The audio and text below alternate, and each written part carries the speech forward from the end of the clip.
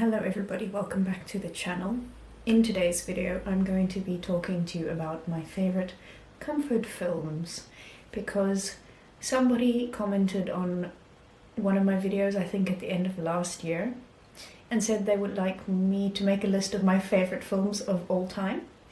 But that is a list that is quite hard to make for me, and I do intend on making a video about my favorite films of all time, but it's gonna take me a while to compile that list because I feel like I really have to think it through. But in the process of trying to think of my favorite films, I have thought of some films that I would not necessarily classify as favorite films, or not necessarily as favorite of all time, but as my kind of comfort films that I can just put on whenever I feel like watching something but I don't really want to try something new, or a film that if I see that it happens to be on anywhere, I will just sit down and watch it, or stop looking for something else and just watch that film and settle down and just be there for the night, because I know what's going to happen. I know that these are great films and that I enjoy them, and that I will be happy with the outcome at the end of the night. My only real criteria for this list is that these are films that I could rewatch over and over again for as long as I live and probably never get tired of them. It doesn't mean that I would watch these films every day, because if you watch a film every day, you will get tired of it no matter how much you love it and no matter how good it is and no matter how comforting it is. But I could, if anybody asks me for film recommendations and they just want something nice and not too complicated and not too, I don't know, kind of highbrow or whatever you want to call it, then I could recommend them these films and they would hopefully be happy with it. And also there are two films on here that are just favorites from my childhood that I will always have a little soft spot in my heart for, and that I will probably also be rewatching until the day I die because I love them so much. So without further ado, and in no particular order, I don't have any kind of ranking when it comes to these films. They all are pretty much on the same level for me because I enjoy them equally. So we're gonna get into the list, starting out at Empire Records. Now, I feel like a lot of people don't know about Empire Records, and I don't know why, because it's such a brilliant film, or a really enjoyable film, and I feel like The Breakfast Club is way more popular, but in my opinion, this film is better. I know The Breakfast Club is from the 80s, I think, and this one is from the mid-90s, so obviously they're not necessarily trying to compete with each other in terms of being released at the same time, but they have the same kind of overall vibe. But I think, or just in my personal opinion, for my taste, Empire Records executes it better. Empire Records, as the title kind of suggests, revolves around a group of teenagers who work at a record store called Empire Records, or a music store. I don't know if they only sell records. I think they sell CDs and tapes as well. And I think in America the term record store is just used for a music shop in general, or a place that sells music. So it follows, I think, somewhere between 24 and 48 hours in the lives of these kids and their manager of the store, as they are dealing with some struggles. Obviously the teenagers have some personal struggles they're going through, and we see some of them played out on screen, but there's also a very well-known / popular musician coming to do a talk at this record store for some reason. I don't know why, because it is a very small and independent record store, but there is also a big conglomerate kind of media company or music record store conglomerate who want to buy this specific indie shop.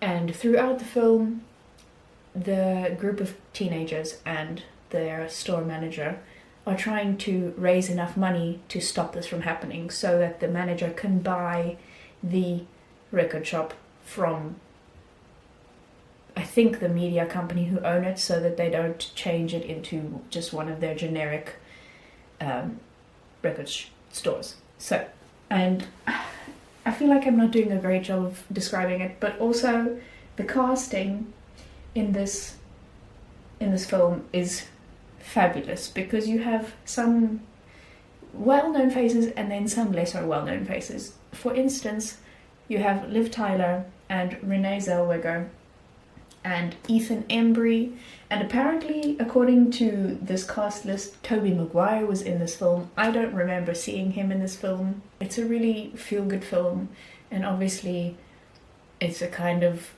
everything works out in the end kind of film, otherwise it would not be so comforting, I think. But yes, so if you're looking for something that is similar to, what's that other film called again? Oh my goodness, Breakfast Club, then you should watch this film. Next up on my list is The Intern, starring Robert De Niro and Anne Hathaway. Now this film, as the title suggests, revolves around an intern, but the twist is that Robert De Niro, at 70-something years old, has come out of retirement because he has realized that he doesn't actually like being retired that much, and his wife has recently passed away, so he's all alone now, and he wants something to do with his time and to make him kind of feel useful again. So he applies to be an intern at an online fashion company run by Anne Hathaway, who is very skeptical of him becoming her new intern because she doesn't feel like he knows what he's doing because he's so old, and she feels like she's going to have to teach him everything from the ground up. Meanwhile, he used to be a CEO or an executive manager type position at the newspaper when he before he retired and when he was younger, so he's not all that daft. But the banter between the two of them and their relationship as it progresses throughout the film is just really lovely. And I think this is the only Robert De Niro film besides Meet the Fockers that I have ever seen. And I feel like I'm seeing a very different version of Robert De Niro than what everybody else knows him for, because everybody else knows him for all the mafia movies that he did, and like The Irishman and those kinds of things. And I just know him from The Intern as this very sweet older man who just wants to help. Do with that what you will. I know not everybody was a big fan of this film, but I think it's brilliant, and I have rewatched it several times and I have never been disappointed. Then, a personal favourite from my childhood is The Incredibles. Obviously, I feel like most people know what The Incredibles is about, and I also think most people really enjoyed that film. I think it's one of those kind of animated films that have stood the test of time and that didn't get ruined by the sequel being made, because the sequel was almost just as good. Nothing can ever be as good as The Incredibles was, but the sequel that they made years later was definitely not a letdown. The Incredibles is about a family of superheroes who have had to kind of retire their superhero identities and try to blend in with normal society, but Mr. Incredible, the father, doesn't want to. He wants to be a superhero, and so he kind of goes out at night pretending to go play pool or something with his best friend. I don't even remember what they say they're gonna go do, or they're gonna go play bingo, or I don't know, something. But they're having a boys' night, and they go out and secretly stop crime as superheroes. But obviously, at some point, it backfires on them, and Mr. Incredible gets lured away to go work on some top secret mission by a very attractive evil secretary lady. I don't really know what to call her, but she gives him this offer. He goes along with it. He gets taken to some remote island, but meanwhile the plot was just to kill him all the time because this woman is working for the villain. And so his family have to also come out of superhero retirement and come and save him. And at the end of the day, they do end up saving him and kind of become reinstated as superheroes, kind of. And this is just absolutely a great family film because it's fabulous for kids. I mean, I watched this as a kid and I loved it because there's action, there's a little bit of comedy, and it's engaging, but it's also great for adults because there are so many jokes that you don't understand as a kid, and then when you rewatch this film as an adult, you're like, now I understand what that means. When you're a kid, it just all goes over your head. But it's fabulous because it makes it fun for adults to watch as well, which is great. Then I liked watching this film so much so that my sister kind of hates this film now because I watched it so many times when I was younger and would force her to watch it with me. Or, well, I mean, we kind of always watched everything together. The same way that she really loved The Breakfast Club, and that's probably partly why I don't like it so much, is because I had to watch it so many times, because my sister wanted to watch it so many times. So I got back at her by watching Aristocats over and over and over again. But this is one of those films, I don't know if this is actually even a good film. I just love it for nostalgic reasons, and because it always puts a smile on my face when I watch it. So it revolves around I don't know if this lady is a widow, but I don't think so. I think she has just been unmarried all her life. She's now in her, 70s probably. It was made in the 70s, but if you look at the costuming, it looks like it's set in the 1920s. So for somebody to be 70 in the 1920s made them quite old. So she's knocking on death's door, and in her will she has left all of her belongings and all of her wealth and everything to her cats. But the butler who works for her is not happy with that because he has been her butler for years, decades probably, and he feels that he should get some of what she's owned or possesses when she dies. So he decides that he's going to steal the cats, because since the cats have inherited everything, whoever owns the cats owns all of the possessions. So he decides that he's going to try and steal the cats so that he can be in charge of the possessions and the money. But it's not that easy because all of the stray cats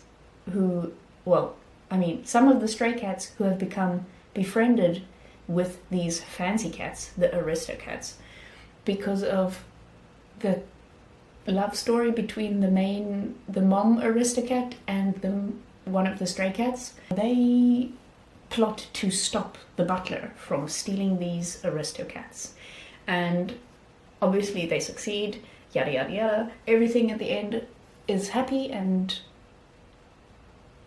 yes. I honestly, now thinking back, I don't remember whether the lady, the dame, I'm going to call her, I don't know what her name was, actually died in the film. Because I feel like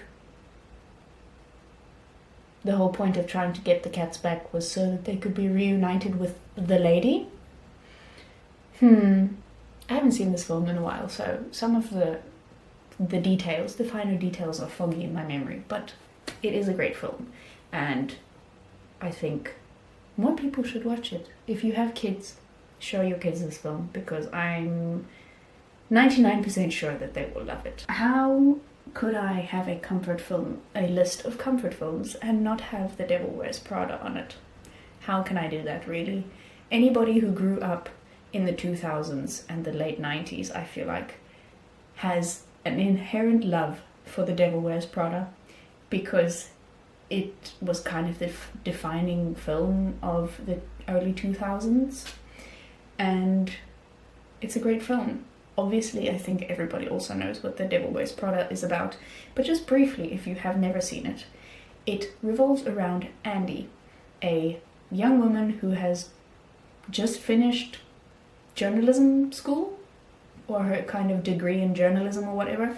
She very much wants to be a serious journalist. She wants to work at a newspaper or a magazine and write serious journalistic articles, but it's not that easy to get into that kind of job. So she kind of applies everywhere and she gets an interview to become a PA for the CEO or the whoever lady in charge of a fashion magazine. So she gets this job working as a PA for the editor at large, I guess you would call Miranda's role, or the editor, I guess, of a fashion magazine. So she's not really doing any journalistic work, and frankly she doesn't really fit in with this fashion world because she doesn't really care about fashion. She just wants to put on some clothes and go do her work. But throughout the film she obviously gets changed, and there's like peer pressure to fit in with all these types of people, and there's obviously perks to being in the fashion world, and everybody knows about Miranda Priestley and has a very high regard for her. So this woman Andy knows that if she works for Miranda, and that if she works there long enough, she can kind of get any job she wants off the back of that. So she grits her teeth. She's like, okay, it's fine, I'm just gonna grin and bear it. And she gets on with her life. And she actually becomes quite entrenched in this world and sort of starts to lose herself, and she becomes a different person from who she used to be, and her friends and her boyfriend are all noticing, and they're just like, what happened to you? And at the end of the film she realizes that she has been a fool and says, this is not really what I wanted to do, so I'm gonna quit and go do whatever it is I'm gonna do next. And that's how the film ends. But there are rumors that they are going to make a Devil Wears Prada 2. And I think in that film, obviously we will see what has Andy been up to in the past 20 years? When was this film released? 2006. So in the past 19 years, what has Andy been up to? And honestly, this film is great. The script is great, the characters are great, the humor on par. Meryl Streep's acting of Miranda Priestley's character is fabulous.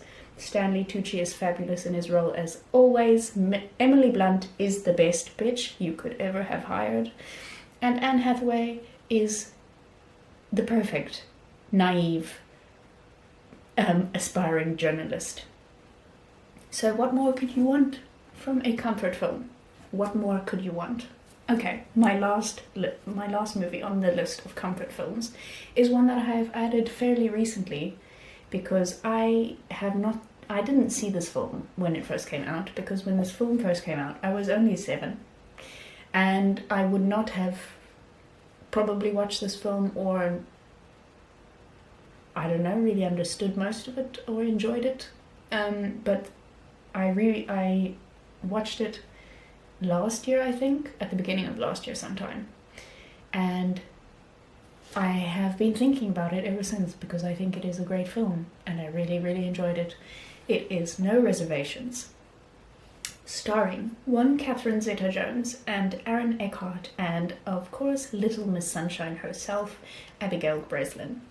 This film revolves around Kate, who is Catherine Zeta-Jones' character. She is a chef. She is the head chef at a restaurant in Brooklyn, and obviously it's a very stressful job, and she is quite perfectionistic, so she doesn't really have time in her life for anything to go wrong. Lo and behold, something goes wrong. Her sister dies, and now she has to look after her sister's young daughter, played by Abigail Breslin. And throughout the film, they obviously have to try and learn how to coexist with each other, because Kate isn't used to raising a child. She doesn't know how to deal with children. She doesn't have a child of her own. She doesn't know what she's supposed to be doing. Zoe, who's Abigail's character, is now thrust in with her aunt, who doesn't know how to raise a child, who isn't really a very motherly type of person, and they kind of have to learn to coexist with each other while also dealing with the grief of losing the mother/sister. And all the while, when all of this becomes a little bit too much and Kate has to take some time off from work, they have to hire a different head chef to take her place, for the time being, obviously.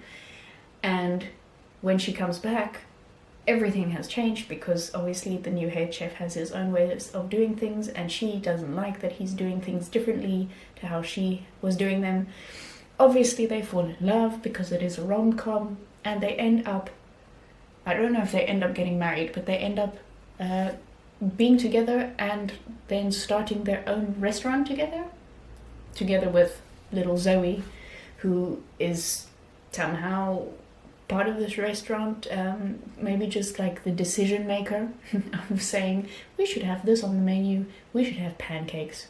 And I think overall, for being a kind of formula rom-com type of movie, it has just enough little differences from all the other kind of formula rom-coms that make it stand apart, and that make it endearing and easy to watch, and comforting is the word I'm looking for, because these are my comfort movies. So, that said, I feel like my voice is starting to go away because I have been talking so much about these films that I love before I completely lose my voice. It's starting. I can feel it. Before I completely lose my voice, I'm going to bid you farewell. Thank you all for watching. I hope you enjoyed this video, and I hope I have suggested some films to you that you can go and watch and be comforted by, whether you've seen them before or you've never seen them. Let me know what your comfort films are, because I'm always looking for new comfort inducing films to watch for whenever I just want to watch something fluffy and easy and not have to concentrate really hard. So I would really appreciate your comfort film suggestions. And yes, I'll see you all again next week with another video. That's all.